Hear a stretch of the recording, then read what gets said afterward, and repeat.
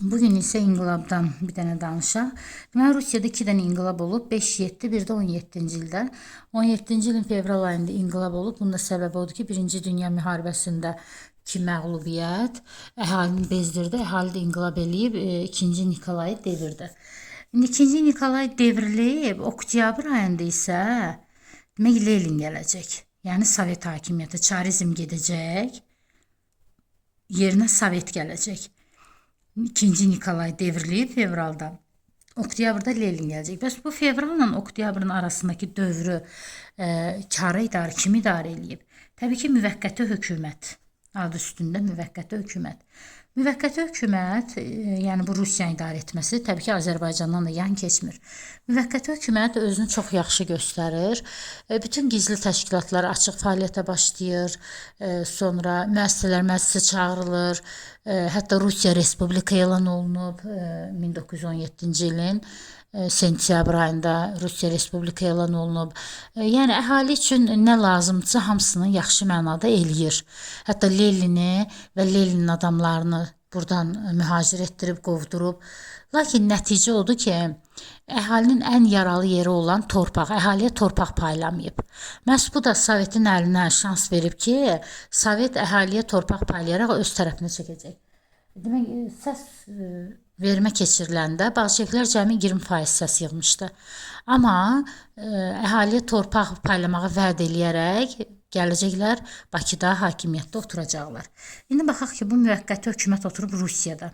Bəs Azərbaycanı necə idarə eləyir? Deməli, Azərbaycanı deyil təkcə Qafqazı idarə eləmək üçün biz bilirik ki, Cənubi Qafqaz, Gürcüstan, Ermənistan, bir də Azərbaycanda, bunlar hamısı bir yerdə Qafqaz gedir. Qafqazı idarə eləmək üçün Cənubi Qafqaz komitəsi yaratdı, müvəqqəti hökumət.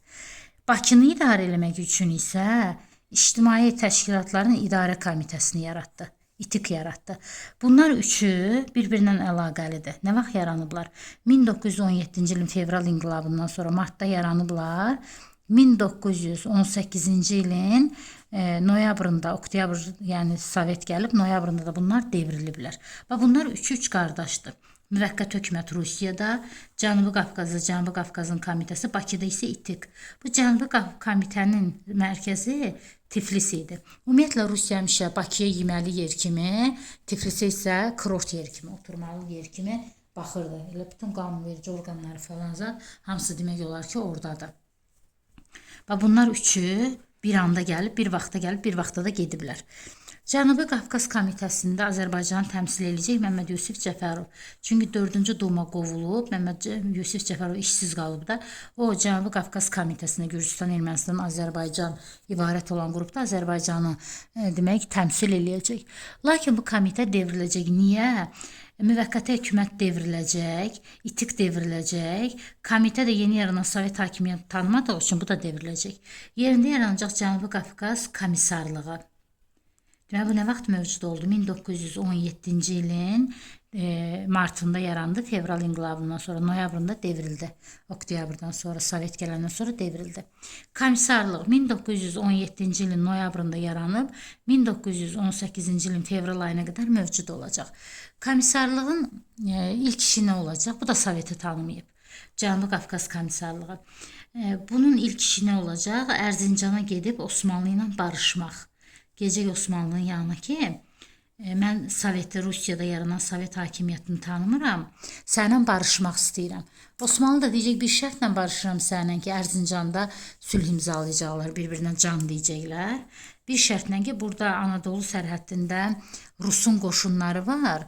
Bu Bakı bəs deyəcəksiniz, nə oldu? Müvəqqəti hökumətin dövründə Bakı İctimai Təşkilatların İdarə Komitəsi idi. Yəni bunun Bakıdakı orqanın adı İTİK idi, özü Azərbaycanlılardan ibarət idi.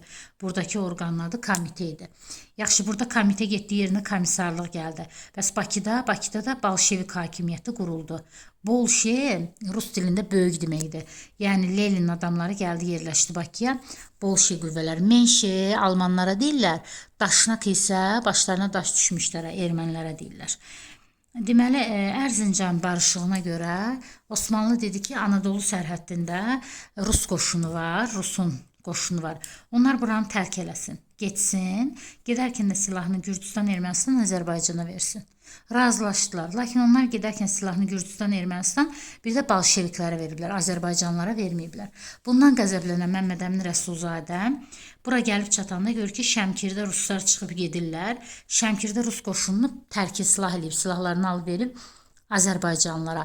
Bu da bunlar üçün bir bəhanə olub. 1918-ci ilin yanvar ayında bayaq nə dedik? Dedik Talşinskini həbs eləyiblər. Demək, müsəlman generalı olan Talşinskini həbs eləyiblər. Azərbaycan etiraz eləmək istəyəndə ziyalılar deyib ki, yəni baş qoşmayın. Sonra daxili çəkişməyə görə, bu da Gürcüstan, Ermənistan, Azərbaycan arasında problemə səbəb olacaq. Daxili çəkişmə nəticəsində də komissarlıq dağılıb.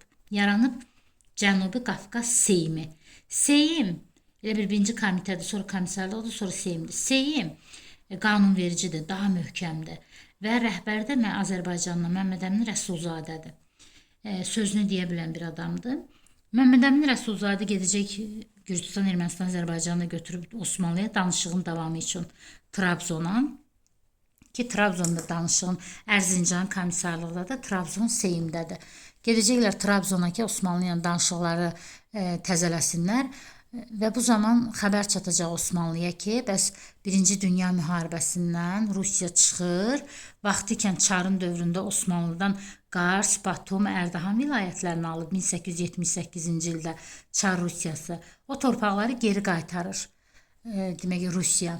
Osmanlı da sevinəcək. Erməni deyəcək ki, Qarsı mənə ver, Gürcüstan deyəcək Batumu mənə ver. Azərbaycan heç nə istəmir. Bu da Seyimlə, demək Cənubi Qafqaz Seymi ilə Osmanlı arasında narazılığa səbəb olacaq və aralarında müharibə olacaq Azərbaycansız. Yəni Azərbaycan bu işə qoşulmur. Nəticədə Osmanlı Seymə, Seyim bax əvvəlcə adı komitədir. Sonra komissarlığı, sonra Seyimdir. Bu nədir? Gürcüstan, Ermənistan, Azərbaycanı idarə edən qrupun adıdır. Birinci bu olub, sonra bu, sonra bu. Deməli bu 3 dənə ilə Osmanlı dalaşacaq. Amma Azərbaycanı qoyuram qırağa. 2 dənə ilə Osmanlı dalaşacaq. Nəticədə Osmanlı qalib gələcək. Qalib gələn Osmanlı nəinki Qars, Batum, Ərdahanın Osmanlıya aid olduğunu bunlara sübut eləyəcək. Üstəgəl bunlara deyəcək ki, mən hələ sizi tanımağım üçün siz gedib Rusun tərkibindən çıxıb müstəqil olmalısınız. Bunlar da gedib çıxacaqlar Rusun tərkibindən Cənubi Qafqaz Federativ Respublikasını yaradacaqlar. CGFR deyirlər buna. 1918-ci ilin aprel ayında yaranacaq, lakin may ayında devriləcəklər. Cəmi 34 gün yaşayıb. Deməli, komitə devrilmə səbəbi Soveti tanımadığı üçün. Komissarlığın ilk işi Ərzincan barışığıdır, amma bu barışığı üzünə gözünə bulaşdırıb, daxili çəkişmə dağılıb. Seymin ilk işi Trabzona gedib Osmanlı danışıqları davam etdirməkdir. Lakin bunu da üzlərinə gözlərinə bulaşdırıb müharibə eləsələr də nəticəsində Rusun tərkibindən çıxıb müstəqil olublar. Sonra Almaniya gəlib Gürcüstanı öyrədib ki, çıx bu qrupdan. Nə var bunlarla bir yerdəsən? Almaniya öyrədərək Gürcüstan çıxıb buradan, Seyim dağılıb.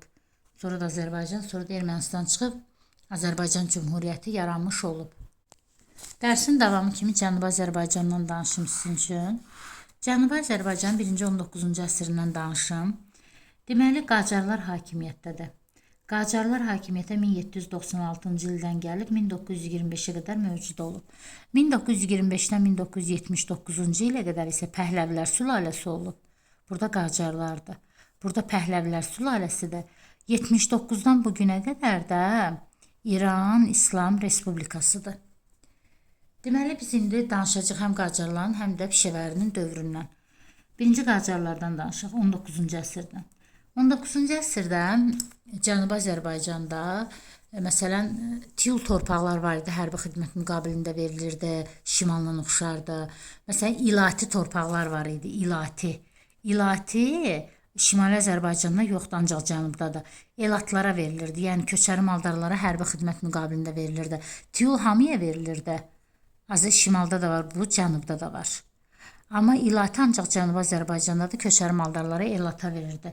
Xırda maliklər var idi. Xırda malik adı üstündə az torpağı olanlara. Bir də var idi yardarlar. Yəni torpağı olmayanlar və bunlar kəsbkarlığa gedirdilər, kasıbçılıqdan. Hara qonşu ölkələrə işləməyə gedirdilər kasıbçılıqdan. Bu da təbii ki üsyanlara səbəb olacaq. 1848-1852-ci illərdə Babilər üsyanı baş verib. Rəhbər də Seyid Əli Məhəmməd olub. Seyid Əli Məhəmməd. Burada qadınlarla kişilər ikisi də iştirak edirdi. Bu da onların hüquq bərabərliyini göstərirdi. Hətta ən coşqun dövrü 1850-ci ildə Zəncanda olub. Onun rəhbəri qadın Zərrintacı idi. Digəri isə 1872-1881-ci illərdə olub Təbrizdə. Buna vali üsyanı deyirlər, vali. Elə bil ki, İranın mərkəzi Tehran idi, hökmdar özü orada otururdu.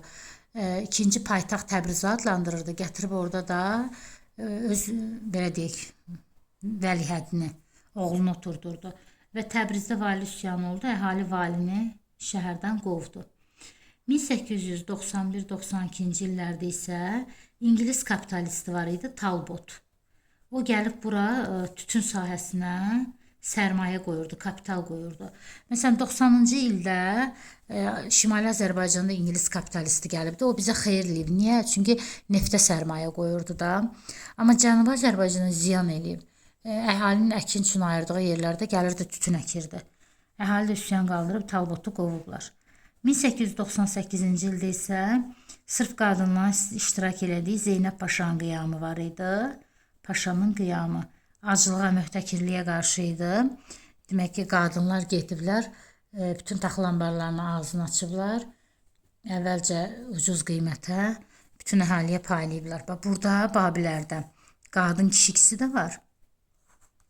Burada sırf qadınların demək iştirakı ilə baş tutmuşdu. Şimali Azərbaycanda isə belə bir üsyan 1916-cı ildə 1-ci Dünya müharibəsində Bakıda olub. Keçdim 20-nin əvvəllərinə. 20-nin əvvəllərində bir eşidəcəksiniz, bayaq dedim sizə 1905 Azərbaycan fəhlələri üçün islahat keçiriləndə 1905-11, digərini keçirəcəksiniz 1917-1918, digərində 1941-46-cı illərdə. Deməli bu 1-ci dünyada başlayıb, bu 2-ci dünyada. 5-11 Şimali Azərbaycanda baş verən hadisələr Rusiyaya təsir göstərdi. Şimali Azərbaycana baş verən hadisələr Rusiyaya təsir göstərdi. Bunların hər ikisi də Cənuba təsir göstərdi. Elə birinci burada, sonra burada baş verib bu hadisələr. Cənubi Azərbaycanda da əhali etiraz edəcək ki, nətər olur Rusiya, Azərbaycanlılar üçün hər şey eləyir, siz biz üçün heç nə eləmirsiniz. Və bu hərəkat tarixə daxil olub məşrutə hərəkatı kimi. Məşrutə sözünün mənası konstitusiya deməkdir. Deməli 5-11-də əhali konstitusiya istəyir, parlament istəyir, bir də xarici kapitalın ölkədən getməsini istəyir. Bu 3 dənə şey istəyirlər və bunların heç birində yoxdur. Bu 2 dənə söz ələxsus, konstitusiya, parlament, məşrutə imenli buradadır, burada yoxdur. Rəhbəri də Səttar xan, Səttar xanın da köməkçisi Bağır xan idi. Təbii ki, üsyanlar hamı, inqilablar hamısı yatırılıb. Deməli, hakimiyyətdə də Müzəffərəddin Şah oturub, Qacarların hökmdarı. Əhali bəstə oturur. Bəstə oturmaq tətil deməkdir. Şimali Azərbaycanda buna tətil deyirik. Cənubi Azərbaycanda isə buna bəstə oturmaq deyirik. Yəni gedirlər müqəddəs yerlərdə, səfirliklərin qarşısında otururlar, işə getmirlər ki, həmin əraziləri güllələmək, vurmaq olmurdu. Müqəddəs yerlər vurmaq olmaz. Səfirlikləri vurmaq olmaz. Ona görə gedib orada bəstə otururdular. Müzəffərəddin Şah çağırdı bunlar ki, yanına nə istəyirsiniz? Dedilər, konstitusiya, parlament, xarici kapitalın ölkədən getməsini. Dedi ki, mən sizə konstitusiya imzalayıram. 1906-cı ildə dekabr ayında ölüm yatağında olan Müzəffərəddin Şah onlar üçün konstitusiya imzaladı. Hətta ilk əncümənlər də yaratdı. Parlament yox, ondan kiçik orqan olan əncümənlər, qanunverici orqanlar da yaratdı. Ədliyyə idi, maliyyə idi, nəzmiyyə idi. Yəni ölkədə əhalinin şikayətlərinə, nizam intizamına baxan bir qanunverici qruplar yaradıldı. Lakin Müzəffərəddin Şah öləndən sonra onun yerinə gələn oğlu Məhəmməd Əli Şah cırdatdı konstitusiyanı ki, əhali kimdir ki, konstitusiya imzalayaq onlar üçün? Getdi, Tehranda baş verən inqilabı boğdu. Tehrandakı inqilabın boğulması Təbrizdə əhalinin ilk dəfə olaraq silaha əl atmasına səbəb oldu. Qorxuya düşən Məhəmməd Əli Şah xarici dövlətlərdən kömək istədi.